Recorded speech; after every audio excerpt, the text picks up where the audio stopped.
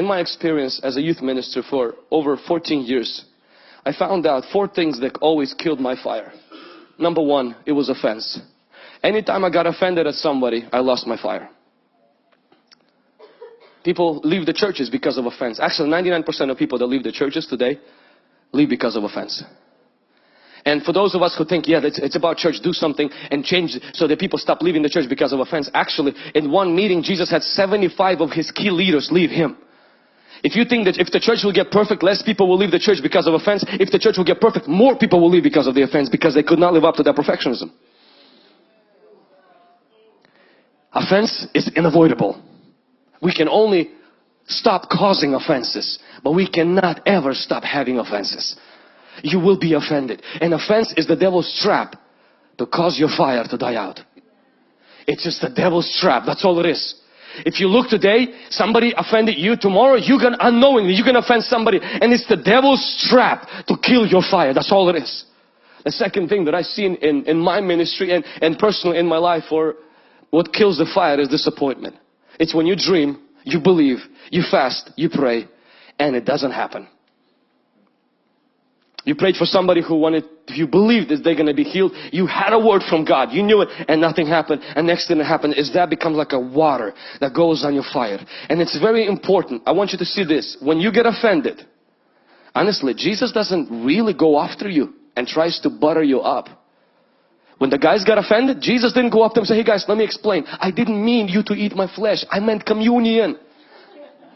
Jesus didn't do that. But when guys left Jerusalem, walked to city of Emmaus, He walked beside them, encouraged them with scriptures until their hearts caught on fire again. Anytime you're disappointed, Jesus will walk behind you and remind you of His word, so your heart will catch fire again. And the third thing that kills our fire is honestly busyness. It's when we become so busy that we don't have time to spend time with the Lord. We don't have time to even make it to church. And please understand, intimacy makes you fruitful, not busy. Busyness can be a result of intimacy, but busyness itself does not make you successful. Only intimacy with God makes you successful. If you are too busy to pray, you are too busy. If you are too busy to be with God, you are too busy. And this is what I know about busy people. You actually don't make more money. You make less. Because you break God's rule. God ordered for us to rest on Saturday. If you say, but I'm going to work 3 jobs, 4 jobs, I mark this. You will not make more money. Because God blesses order. And you are out of order. God blesses order, not out of order. I mentioned how Chick-fil-A decided not to open its fast food restaurant chain on Sundays. And people said, did you know that on Sundays all the fast food restaurants make the most money? And the main guy of Chick-fil-A, he says, I know, but God said and people should take a rest at least one day. And he says, and I'm going to choose the most busiest day to rest. Average fast food restaurant makes $1 million a year. Chick-fil-A makes 5. Why? Because but it doesn't make sense. Nothing with God makes sense.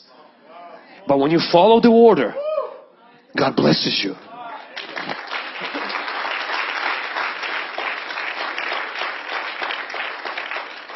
Same thing, when you give, it seems like you're going to lose money. And somehow you have enough. When you hold on to that, it seems like it's never enough. Business is good if it comes out of your fruitfulness and it doesn't affect your intimacy with God. But the moment you see your fire is dying out, your fire is dying out, cut back on some things. Catch your breath. Relax. You're still gonna die. Why work so hard that you waste you ruin your health to get more money, and then you spend your money to get your health back? Why don't you just keep both at the same time?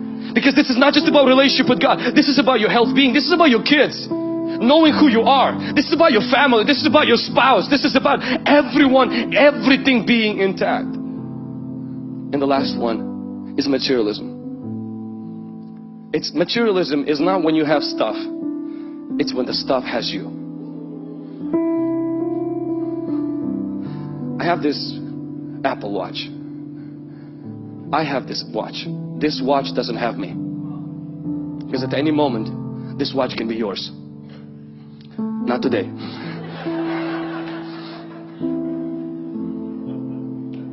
The most freeing thing for my relationship with God has been is when I can hold things without holding on to them. When God has the right to take anything out of my hand, and I have the privilege to take anything out of His pocket.